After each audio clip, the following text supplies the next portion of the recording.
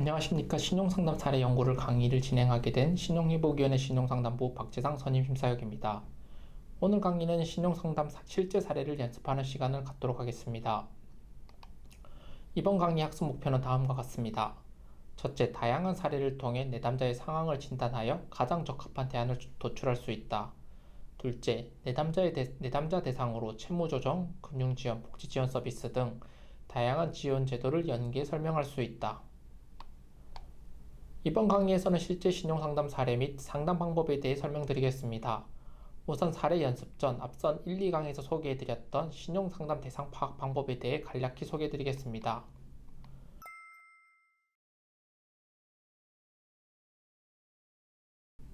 올바른 신용상담을 진행하기 위해서는 우선 내담자의 상황에 대한 정확한 파악이 필수입니다. 내담자에 대한 정확한 상담을 위해 기본사항, 소득 및 직업 현황, 채무 상황에 대한 파악이 선제되어야 정확한 채무자 구제제도 안내가 가능합니다. 구체적으로 내담자의 나이, 부양가족, 재산 현황 등의 기본 사항과 소득 현황을 통해 채무자의 경제적 상황 및 경제적 능력에 대해 파악해야 하며 채무 규모, 대출의 성격, 연체 여부 등을 탐문하여 보유한 채무 상황에 대한 파악이 되어야 합니다. 이를 통해 내담자의 기본적인 경제 상황에 대한 파악을 하고 상담 대상에 대한 분류를 완료해야 합니다. 내담자에 대한 파악이 끝났다면 상담 과정에서 제공 가능한 실용 솔루션은 채무자 구제제도와 취업복지지원제도, 신용관리 및 재무관리 등이 있습니다. 각 채무자 구제제도와 지원제도 특성을 이해하셔서 채무자에게 가장 적합한 제도를 안내해 주시면 됩니다. 자세한 솔루션 내용은 앞선 강의에서 설명드렸기 때문에 여기서는 생략하도록 하겠습니다. 기본적인 상담 방법과 솔루션 등이 숙지가 되셨다면 상담 사례 연습을 시작해 보도록 하겠습니다. 우선 첫 번째 사례는 45세 여성분이시며 탐문 결과 식당에서 일용 근로를 하시며 월 80만원 정도의 소득이 발생하는 분이십니다. 채무는 대부업 채무 한 건 약 500만원이 있으시며 특이사항으로는 개설된 신용카드가 무려 5개나 되신다는 점입니다. 내담자와 대화하며 확인해 본 결과 이분의 채무 대응 성향은 채무 문제에 대해 회피하려 하시는 회피형 성향이십니다. 내담자 신용진단과 필요한 상담을 말씀드려보면 이분 같은 경우는 현재 소득이 적을 뿐더러 일용직 특성상 일정한 가계소득이 보장되지 않습니다. 따라서 현재 대출도 상환이 어려운데 돌려막기 등으로 인해 추가 대출이 발생할 경우 채무 연체가 발생할 가능성이 매우 높으십니다. 현재 본인 소득에 비해 과다하게 신용카드가 개설되어 있는 점, 대부업 이용 등을 토대로 판단해 볼 때 신용관리 지식이 전무한 점을 봄에 따라 불필요한 카드 제거를 안내해드리고 대부업권 채무 사용 시 금리 부담, 신용점수 악화 등에 대해 안내해 주시면 됩니다. 회피형 신청인이신 내담자는 예상되는 연체에 대해 막연한 두려움으로 대출 상환의 어려움을 단순 회피하려 하시지만 충분히 해결할 수 있는 문제점을 차분히 설명해 주시고 신청인께서는 안정적인 소득이 무엇보다 필요한 사신 상황이므로 앞서 소개해드렸던 취업지원 제도를 이용 안내해드려 안정적인 가계소득의 기반을 마련하도록 유도해 주시길 권해드립니다. 또한 향후 대안대출, 햇살론 상담을 받으셔서 금리 인하 및 변제금 인하에 대해서 상담받아 보시고 가능하다면 추가 대출은 지양하되 꼭 필요하다면 대부업이나 카드론보다는 서민금융지원 상품을 이용해 보시길 권해드립니다. 두 번째 사례는 40세 여성이시며 정규직 직장인이십니다. 월 소득은 약 280만원 정도이시며 홀로 자녀를 부양하고 계신 한부모 가정이십니다. 채무는 1금융권, 은행권 대출로만 약 2천만원 정도 보유 중이시며 모두 정상 상환 중이십니다. 채무 또한 성실하게 상환하려 하시고 혹시나 문제가 발생한다 하더라도 최선을 다해 해결할 준비가 되어 있으신 분이십니다. 이분 같은 경우에는 적당한 규모의 채무를 정상 상환 중이시므로 기본적인 신용 진단 및 관리 방법을 안내해 주시면 됩니다. 채무 한 건이 있으나 저금리의 1금융권 채무로서 현재 무리 없이 정상 상환 중이십니다. 혹시 추가 대출이 필요할 경우 햇살론 등 서민금융 상품 위주로 사용해 주실 것을 안내해 주시면 되며 향후 신용 상황 호전 시 사용 가능한 금리 인하 요구권에 대해서 안내해 주시면 됩니다.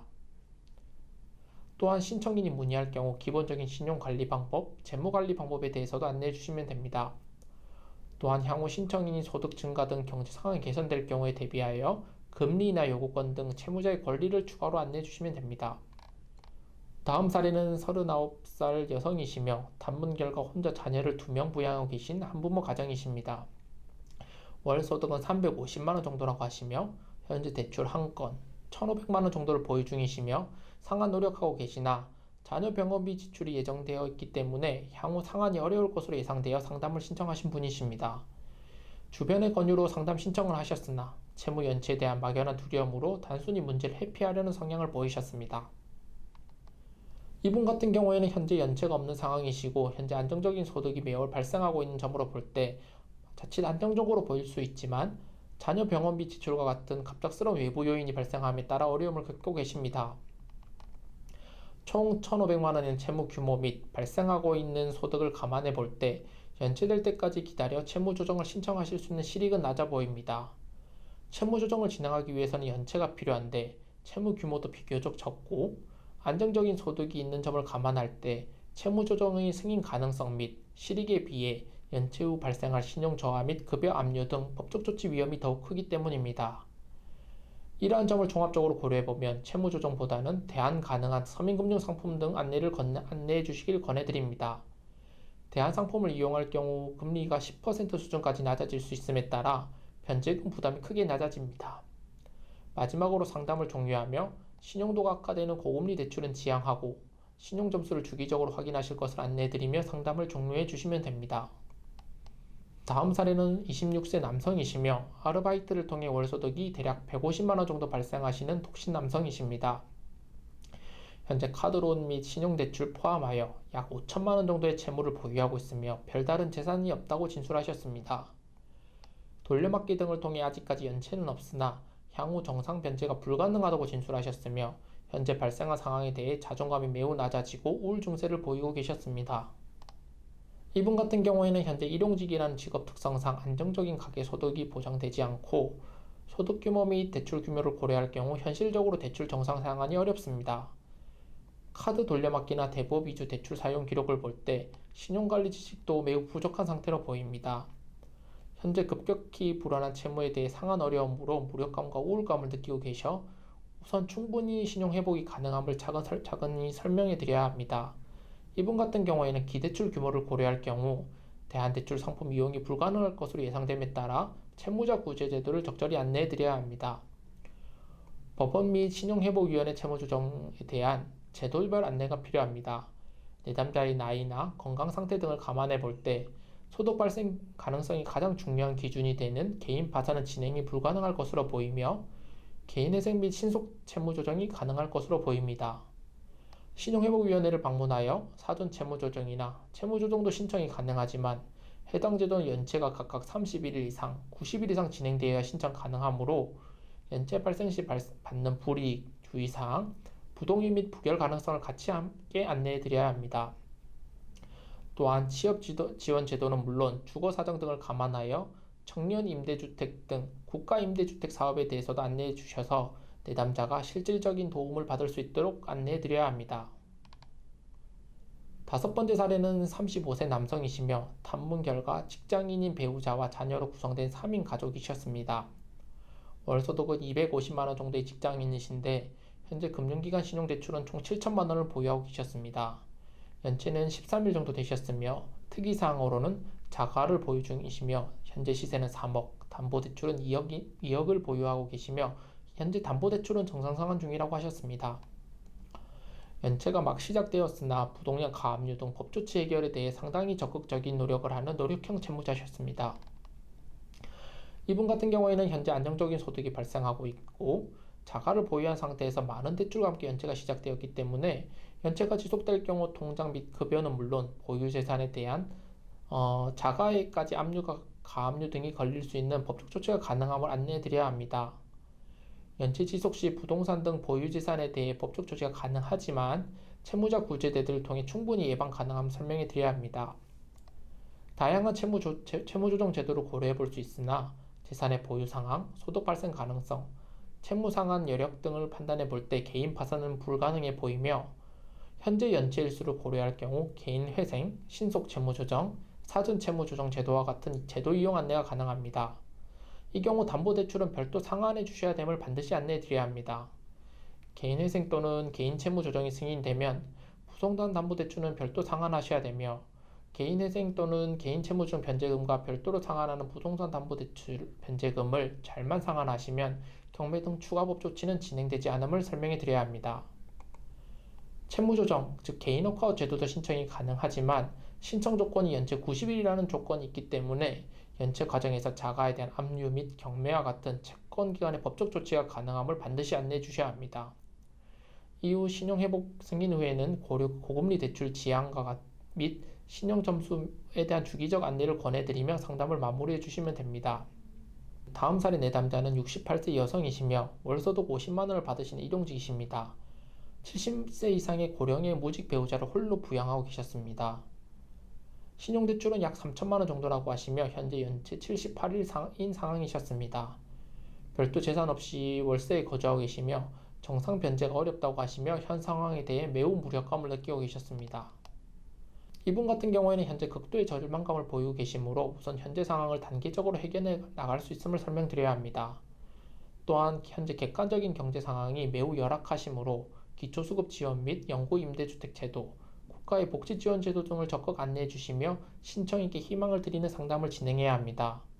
채무 문제의 경우 이분이 연세나 소득 발생 상황, 향후 소득 발생 가능성 등을 감안할 때 개인회생은 불가능할 것으로 보입니다. 사전 채무조정 신청 자체는 가능하지만 신청인은 연세나 소득 발생 여력, 채무 규모 등을 감안할 때 실익은 좀 낮아 보이며 개인 파산 쪽으로 안내해 주셔야 합니다. 다음 내담자는 55세 남성이시며 월소득 180만원 수준인 일용직 노동자셨습니다. 배우자를 부양하고 계시며 쪽방에 거주하고 계신 2인 가구셨습니다. 신용대출은 총 4천만원 정도 되시며 현재 연체는 약 94일이라고 하십니다. 보증금 2천만원의 별도 재산은 없으시다고 합니다. 배우자 소개로 상담 신청을 하셨으나 채무를 굳이 갚아야 되나 라는 배짱형 채무 대응을 보이고 계셨습니다. 이분 같은 경우에는 불안정한 소득 상황에서 이미 연체가 장기화되어 정상 변제가 어려운 상황이십니다. 개인 회생 또는 개인 워크아웃에 대한 안내가 필요합니다. 우선 채무 상환의 필요성 및 현 상황의 해결 가능성에 대해 차근차근 설명해 드리고 연체 장기화 시 통장 등을 포함한 재산의 압류 및 가압류 등 법조치가 가능함을 설명해 드려야 합니다. 다만 불안정한 일용직 소득 상황을 감안하여 개인회생보다는 개인 워크아웃 안내가 적절해 보입니다. 개인회생도 신청이 가능하지만 개인회생 특성상 정기적 소득 증빙이 필요함에 따라 소득 증빙 생략할 수 있고 불가피하게 실직할 경우 상환유예 등이 제도적으로 가능한 채무조정이 다소 더 유리합니다. 현재 연체로 인한 신용정보상 연체정보 등 정보가 등재되어 있으므로 채무자 구제 제도를 통해 정상금융소비자로의 복귀를 유도해 주셔야 합니다. 마지막으로 쪽방 거주자임을 감안하여 주거 취약계층 주거지원 등 복지 지원 제도를 안내해 주시길 권해드립니다. 8번째 사례 또한 연체 90일 이상 된 채무자십니다.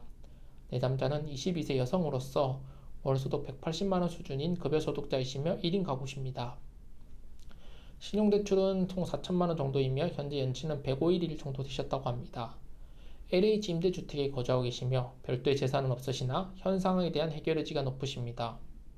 이런 경우에는 앞선 사례와 같이 개인회생 채무조정 제도를 안내하고 일용직인 점을 감안하여 개인 워크아웃 제도를 안내해 주시는 것이 좋습니다. 다만 1인 가구 최저 생계비에 비해 월소득이 많은 편이라 월 변제금이 다소 높게 책정될 수 있으므로 이를 미리 안내해 주셔야 합니다. 보통 월 변제금은 소득에서 최저 생계비를 제외한 금액으로 책정이 되므로 이분 같은 경우는 심사 결과에 따라 80에서 100만원 정도를 월 변제금을 내셔야 할 수가 있습니다. 연체 장기화 시 재산 가압류 등이 가능함을 안내해 주시고 취업 지원 제도도 같이 안내하며 상담을 종료해 주시면 됩니다. 마지막 상담 사례는 연체가 10년 이상 된 매우 장기간 연체가 진행된 분입니다. 내담자는 45세 남성이시며 최근 교도소에서 출소하신 분이라고 하십니다. 배우자와 자녀를 부양하고 계신 3인 가구의 가장이시며 현재 보유 채무 연체가 장기화되어 채무 소재 파악이 좀 어려우시다고 합니다. 이런 분들은 연체가 장기화되셔서 채무상환 의지도 낮고 단순히 문제를 회피하려고만 하시는 회피형이십니다. 우선 정상적인 금융생활 예형이 이를 통한 정상소득 창출 가능 등을 예시로 들려드리며 소득 채무상환에 대한 필요성을 안내해 주셔야 합니다. 신청인이 채무상환에 대한 의지를 표명하신다면 우선 채무 소재 파악 방법에 대해 안내해 드려야 합니다. 앞서 소개해드렸던 오래된 채무 소재 파악 방법을 안내해 드리고 이유, 개인 워크아웃 등을 안내해 주시는 것이 좋습니다. 장기 연체 채무의 경우 이자 채권이 많은 경우가 많고 채권의 성격도 삼각 채권인 경우가 많아 개인 워크아웃 신청을 하시면 이자 채권 감면은 물론 채권 기간 동의하에 원금 감면도 가능하므로 해당 제도에 대한 안내를 권해드려야 합니다. 이후 신청인이 취업 등 제도에 대해 궁금해하신다면 취업 연계 지원은 물론 기초생활보장제도와 같은 복지제도 안내도 같이 병행해 주셔야 합니다. 이 경우에도 채무조정과 연계되는 경우에는 신용회복위원회 복지지원 양방향 연계 시스템을 안내해 주시는 것이 좋습니다. 지금까지 사례를 통해 다양한 사례별 상담에 대해 살펴보았습니다.